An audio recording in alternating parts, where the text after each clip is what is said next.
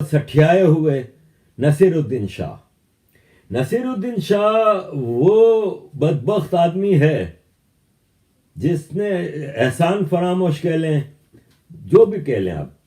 देखें, नसीरुद्दीन शाह की बहन है ना सगी बहन, वो कराची में रहती हैं और उनका आधा खानदान कराची में रहता है और ये अक्सर कराची जाते भी रहते थे। नसीरुद्दीन शाह जरा कंपेयर करके बता दें कि वो जो कराची में रहने वाले लोग हैं उनका क्वालिटी ऑफ लाइफ और इंडिया में रहने वाले लोगों का quality of life.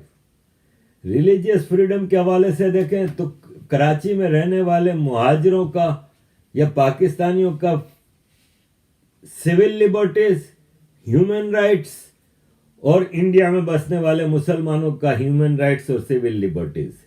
Like Anupam Kher has been very vocal. I don't think he needs to be taken seriously. He is a clown. Any number of his contemporaries from NSD and FDI can attest to his psychophantic nature. It's in his blood. He can't help it. जनाब नसीरुद्दीन शाह साहब, मेरे बारे में आपका दिया हुआ interview देखा। आपने मेरी तारीफ में कुछ बातें कही कि मैं क्लाउन हूं, मुझे सीरियसली नहीं लेना चाहिए, मैं साइको फैन हूं, ये मेरे खून में है, वगैरह वगैरह। इस तारीफ के लिए शुक्रिया, पर मैं आपको और आपकी बातों को बिल्कुल भी सीरियसली नहीं लेता। हालांकि मैंने कभी भी आपकी बुराई नहीं की, आपको भला बुरा नहीं कहा, पर अब जरूर कहना चाहूंगा कि आपने अपनी पूरी जिंदगी इतनी कामयाबी मिलने के बावजूद फ्रस्ट्रेशन में गुजारी है। अगर आप दिलीप कुमार साहब को, अमिताभ बच्चन साहब को, राजेश खन्ना साहब को, शाहरुख खान को, विराट कोहली को क्रिटिसाइज कर सकते हैं तो I am sure I am in great company. और इनमें से किसी ने भी आपकी स्टेटमेंट्स को सीरियसली नहीं लिया, क्योंकि हम सब जानते हैं कि आप नहीं बल्कि बरसों से आप जिन पदार्थों का सेवन करते हैं उनकी वजह से क्या सही है और क्या गलत है आपको इसका अंतर ही नहीं पता लगता। मेरी बुराई करके अगर आप एक दो दिन के लिए सुर्खियों में आते हैं तो मैं आपको ये खुशी भेंट करता हूं। भगवान आपको खुश रखे। आपका शुभचिंतक अनुपम। और आप जानते हैं मेरे खून में क्या है? मेरे खून में है हिंदुस्तान। इसको समझ जाइए बस। जय हो। नसीरुद्दीन शाह के लिए मैं अर्ज कर दूं उनकी इंफॉर्मेशन के लिए कि पाकिस्तान में मुहाजिरों को जो भारत से माइग्रेट करके मुसलमान गए थे, जिसमें नसीरुद्दीन शाह की बहन भी थी, 25,000 मुहाजिर नौजवानों को एक्स्ट्रा जुडिशियली पाकिस्तान की आर्मी ने कत्ल किया है। 25,000, सिर्फ इसलिए कि वो अपने इक्वल ह्यूमन राइट्स मांग रहे थे, वो सिविल लिबर्टीज की बात करते थे। 25,000 नसीरुद्दीन शाह, 25,000।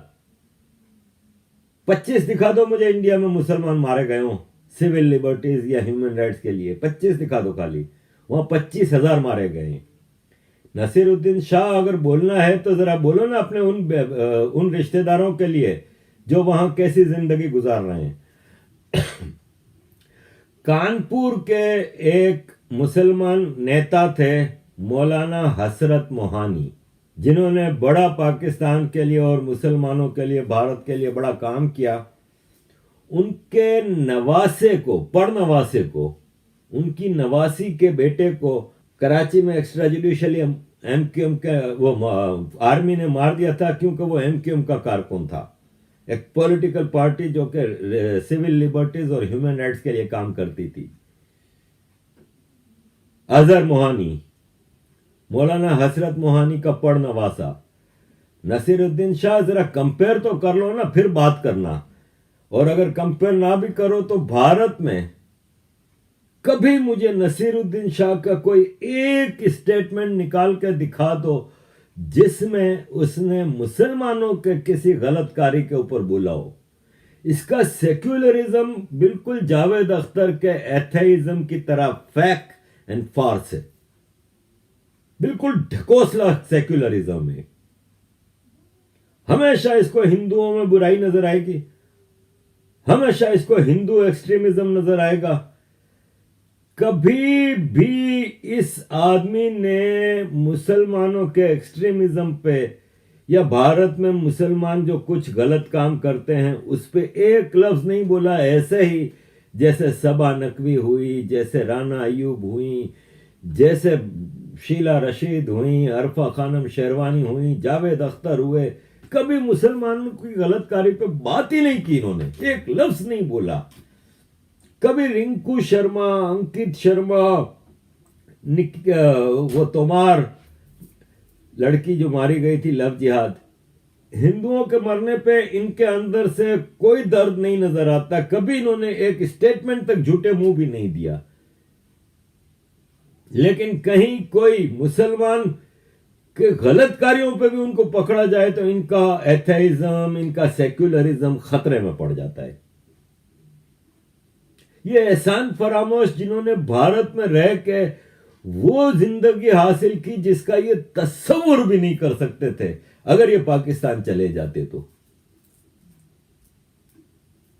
नसीरुद्दीन शाह जैसा आदमी जिसने के भारत में अपनी लाइफ ऑन की, इज्जत, शोहरत, पैसा, अय्याशी सब ऑन की, इनका तो फर्ज है कि अपने पुरखों की गलत कार्यों की भी बात करते।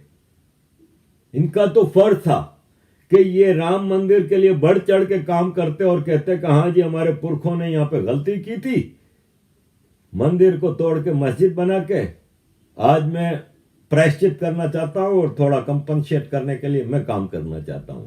इनका तो फर्ज है कि ये बाबर, मुसलमान इन्वेडर्स जिन्होंने एक एक दिन में 50-50 हजार हिंदू मार दिए, जिन्होंने करोड़ों हिंदुओं को कन्वर्ट किया, उनके गलत कामों को बताते आम आदमी को।